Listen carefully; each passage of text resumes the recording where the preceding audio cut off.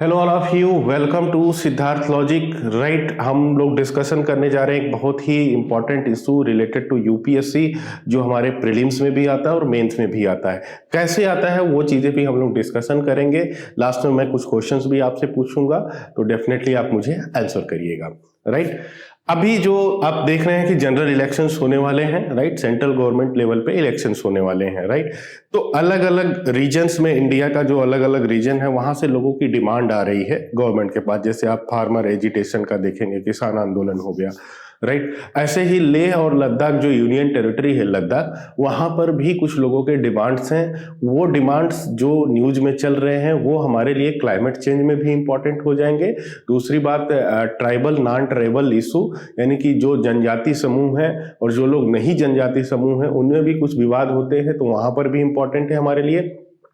दूसरी चीज है जो कॉन्स्टिट्यूशन है, जो हमारा संविधान है, उसका जो 6th शेड्यूल है, वो उसमें भी हमारे लिए ये चीज बड़ा इंपॉर्टेंट रोल प्ले करेगी। ठीक है, तो हम चलिए स्टार्ट करते हैं। धीरे धीरे आपको आइडिया हो जाएगा कि किस तरीके से मैं आपसे क्या डिस्कस करना चाहता हूं और क्या उसका आउटकम है।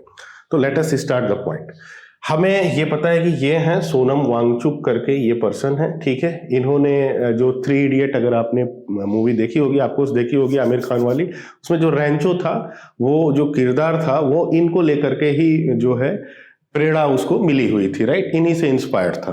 तो ये जो सोनम वांगचुक हैं, ठीक है, ये बोल रहे हैं कि मैं फास्ट अनटू डेथ जाऊंगा, ठीक है, और वो भी सब जीरो टेम्परेचर में। तो सब जीरो टेम्परेचर का मीनिंग क्या होता है? 0 डिग्री सेल्सियस से बेलो। ये उस पर ये बोल रहे हैं कि मैं फास्ट अनटू डेथ पर जाऊंगा, राइट। लेकिन इनके कुछ डिमांड्स है, अगर वो डिमांड्स फुलफिल नहीं हुई तो। लेकिन उनके डिमांड्स क्या है, उन चीजों को लेकर के हम आगे डिस्कशन करेंगे।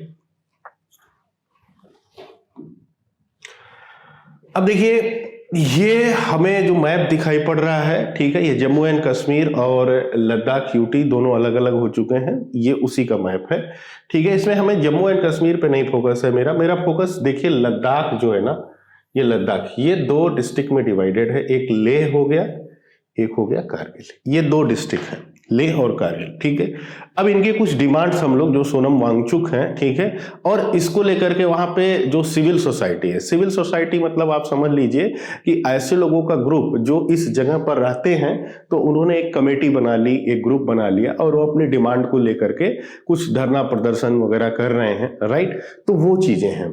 तो यहां पर आपने देख लिया कि जियोग्राफिकली 2 डिस्ट्रिक्ट है, एक लेह वाला है, एक कारगिल वाला है।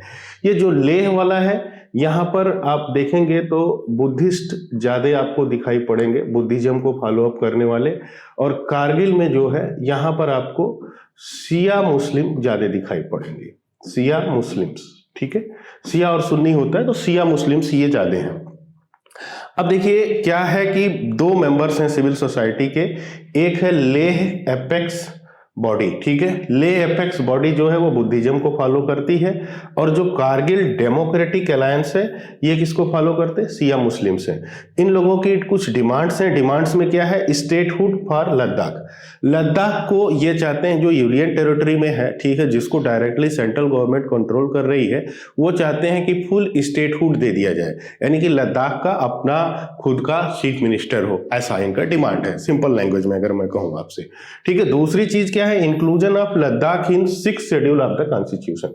ये बड़ा इंपॉर्टेंट हो गया फिर आपके लिए, समझ रहे ना, करंट अफेयर्स में। अब करंट अफेयर्स को कॉन्स्टिट्यूशन से रिलेट कर दिया, और एक क्वेश्चन आपके मेंस के लिए बन गया, प्रीलिम्स के लिए भी बन गया।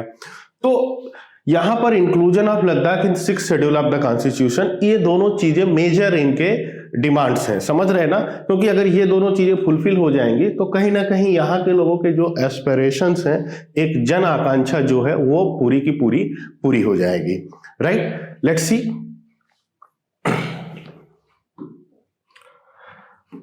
अब देखिए क्या है, जो 6th शेड्यूल था ना, that was originally for the predominantly tribal areas, और वो भी अनडिवाइडेड आसाम के लिए था, राइट। इसमें क्या था कि कुछ स्पेशल प्रोविजंस हैं हमें, जिसके लिए आर्टिकल 244(2) एंड आर्टिकल 275(1) ये दोनों हमारे पास हैं। तो ये हमें बहुत ध्यान रखना है कि 6 शेड्यूल में हमारे पास 2 आर्टिकल्स हैं, आर्टिकल 2442 एंड आर्टिकल 275(1). ये दोनों हमारे लिए इंपॉर्टेंट हैं। अब इसमें बहुत सारी चीजें आपको दे रखी हैं, लेकिन इसमें एक बात आपको समझना होगा कि ये 6 शेड्यूल क्या है। देखिए 6 शेड्यूल आप ऐसे समझिए कि आप जब मान लीजिए किसी स्टेट में अगर 6 शेड्यूल लग गया तो वहां पर क्या होती है, एक एडीसी होती है। एडीसी का मतलब क्या होता है, ऑटोनॉमस डिस्ट्रिक्ट काउंसिल। ये डिस्ट्रिक्ट काउंसिल बड़ी पावरफुल हो जाती है, समझ रहे हैं ना। तो वहां पे जो लेजिस्लेचर होते हैं, जैसे जो एमएलए वगैरह होते हैं, इनका उतना रोल नहीं रह जाता है, समझ रहे हैं। अब इस चीज में बड़ा कन्फ्लिक्शन है। मेघालय वगैरह में समझ रहे हैं, वहां पर 100% आप मान लीजिए कि 6 शेड्यूल लगा हुआ है। तो वहां पर क्या हुआ, डिस्ट्रिक्ट लेवल पे, जिले के लेवल पर ही ऐसे हमारे पास ऑटोनॉमस डिस्ट्रिक्ट काउंसिल है जो डिसीजंस लेते हैं, टैक्स कितना लेना है, टैक्स का कलेक्शन कितना करना है, जितने भी अरेंजमेंट्स हैं other than taxes and all thing, वो सब ये ऑटोनॉमस डिस्ट्रिक्ट कमेटी ही करती है। एमएलए यानी कि जो वहां पर लेजिस्लेटिव असेंबली है, उसका उतना रोल नहीं रह जाता है। तो मेघालय जैसे आप स्टेट में देखोगे कि बार बार कॉन्फ्लिक्ट आपको दिखाई पड़ता है, जो ऑटोनॉमस डिस्ट्रिक्ट काउंसिल है और एमएलए वगैरह हैं। ये मैं आपको एक ब्रीफ आइडिया दे रहा हूं कि कहां कहां पर 6 शेड्यूल ऑलरेडी अप्लाइड है। आसाम में आप देख पा रहे होंगे, आसाम में आप देखिए पार्ट फर्स्ट लिखा हुआ है आसाम में, ठीक है। आसाम में the north Cachar hill district Dima Halong. तो ये नाम आपको थोड़ा सा टफ होता है याद रखना, बट आप मैप के थ्रू आप देख सकते हैं कि ये डिमा हालोंग जो एरिया है, ठीक है। इसी तरीके से हमारे पास कार्बी एंगलोंग डिस्ट्रिक्ट भी आपको दिखाई पड़ रहा होगा, कार्बी एंगलोंग हो गया, फिर बोडोलैंड हो गया। तो ये बोडोलैंड हो गया, बोडोलैंड का भी अलग इशू है, इन पे अलग से वीडियो जाएगी तो आपको अपडेट किया जाएगा, राइट। क्लास में भी आपको इन पे प्रॉपर तरीके से डिस्कशन करेंगे। लेकिन ये जो 6 शेड्यूल है ना, ये कहां कहां पर लगा हुआ है तो आप देख पा रहे होंगे यहाँ पर कि पार्ट फर्स्ट में मैंने बोला आसाम में। आसाम में कौन कौन से जिले, डीमा हो गया, आप नाम कार्बी हो गया, बोडोलैंड यहाँ पर लगा है। मेघालय में मैंने बोला था ऑलमोस्ट सब जगह पर है, आप यहाँ पर देख पा रहे होंगे गारो, खासी हिल, जयंतिया, समझ रहे ना। ये देखिए तो खासी हिल्स, जयंतिया हिल्स, गारो हिल्स, ये तीनों जगह पर यहाँ पर 6 शेड्यूल लगा हुआ है। क्या है 6 शेड्यूल, वो अभी मैं आपसे डिटेल में डिस्कस करूंगा। त्रिपुरा की अगर मैं बात करूं तो त्रिपुरा में आप देख पा रहे होंगे कि त्रिपुरा ट्राइबल एरिया डिस्ट्रिक्ट करके एक है जो बड़ा सा पार्ट है, तो त्रिपुरा में भी है। मिजोरम में अगर हम आएंगे तो मिजोरम में 3 पार्ट हमको दिखेगा, चकमा एडीसी ऑटोनॉमस डिस्ट्रिक्ट, ठीक है, फिर लाई हो गया, फिर हमारे पास ऐसे मारा हो गया, ठीक है। तो ये सब autonomous district already north east में है, ठीक है। लेकिन अब मैं आपसे ये डिस्कशन करना चाहता हूं कि ये लद्दाख में ऐसा क्यों है कि they are demanding for 6 schedule, ठीक है। एक तो मैंने आपको बोल दिया कि इनके यहाँ पर फिर एमएलए वगैरह नहीं रहेगा, फिर इनके यहाँ पर डिस्ट्रिक्ट लेवल पे कमेटी बन जाती है, समझ रहे हैं ना। तो ये कमेटी ही सब कुछ देखती है, एवरीथिंग, समझ रहे हैं ना। इस कमेटी को कंट्रोल करने के लिए जो हमारे पास होता है वो सिर्फ होता है गवर्नर कंट्रोल करता है, यानी कि चीफ मिनिस्टर का यहाँ पर कुछ खास रोल नहीं होता है। समझ रहे हैं कि नहीं समझ रहे हैं, ये बड़ा ही मेजर पॉइंट है। दूसरी बात क्या है कि ये 6 शेड्यूल बनाया किस लिए था, ये बनाया गया था, मैंने आपसे बोला कि जो ट्राइबल्स हैं, ठीक है, जो ट्राइबल्स हैं उनके हितों की रक्षा के लिए, जो जनजाति समूह के लोग हैं बहुत ही कम हैं वो लोग, ठीक है, उनकी पॉपुलेशन बहुत कम है, तो उनकी कुछ राइट्स होते हैं, उन राइट्स के लिए ये बनाया गया था 6 शेड्यूल। लेकिन अब इसमें प्रॉब्लम्स हो रही हैं। क्या प्रॉब्लम्स हो रही हैं उनको हम लोग डिस्कशन करते हैं। पहले तो हमारे पास जो आर्टिकल 14 है, आर्टिकल 14 ये कहता है कि इक्वलिटी बिफोर लॉ, कानून की नजर में सभी लोग समान हैं। लेकिन जैसे ही 6 शेड्यूल लगेगा तो वहां पे ट्राइबल लोगों को स्पेशल पावर मिल जाता है, तो अगर गलती से कोई नॉन ट्राइबल वहां पर है तो उसके लिए बड़ी प्रॉब्लम हो जाती है, क्योंकि उसकी बात सुनी नहीं जाएगी। तो ये कहीं ना कहीं कॉन्स्टिट्यूशन का वायलेशन भी है, ठीक है। दूसरी बात क्या है, दूसरी बात यह है कि आप देखोगे यहाँ पर कि आर्टिकल 19 कहता है कि कोई भी व्यक्ति पूरे इंडिया में कहीं भी जाके सेटल हो सकता है, राइट। तो ये उसको भी वायलेट कर रहा है, आर्टिकल 19 को भी वायलेट कर रहा है। अब ये जो एरियाज आपको दिख रहे हैं, इन एरियाज में हमेशा लड़ाइयां होती रहती हैं, कन्फ्लिक्ट्स होते रहते हैं, किसके किसके बीच में, ट्राइबल लोगों के बीच में और नॉन ट्राइबल लोगों के बीच में।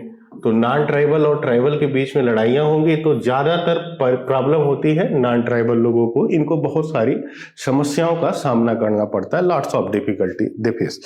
तो ये कहीं ना कहीं हम ये कह सकते हैं कि फिर आर्टिकल जो 21 है ना, राइट टू लाइफ, उसका भी वायलेशन हो जा रहा है। बात समझ रहे हैं।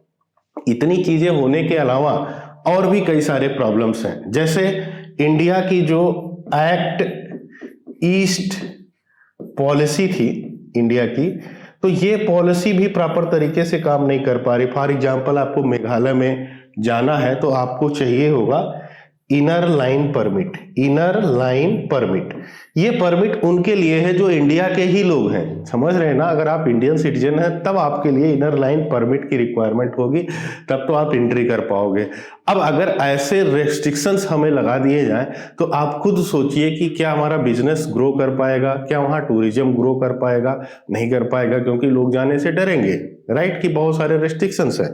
तो इसलिए आप ये बात समझ सकते हो कि इनर लाइन परमिट और एक्ट ईस्ट पॉलिसी, जो हमारी पॉलिसी थी कि हम म्यांमार वगैरह से डायरेक्टली कनेक्टिविटी बढ़ाते हुए लेकर आए, कोशिश हो रही है, हालांकि उस पर भी हम लोग डिस्कशन करेंगे, लेकिन आप ये समझो कि इनसे बहुत सारी प्रॉब्लम्स हमें होती हैं।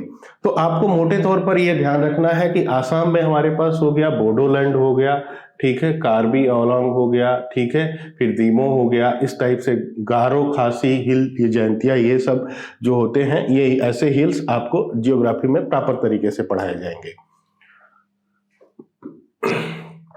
अब देखिए एक छोटा सा क्विज आपके सामने दिखाई पड़ रहा है कि which of the following state is included in the 6th schedule of the constitution of India. ठीक है, तो यहां पर आप देखिए, आपको नागालैंड, मणिपुर, मिजोरम, अरुणाचल प्रदेश दिख रहा है।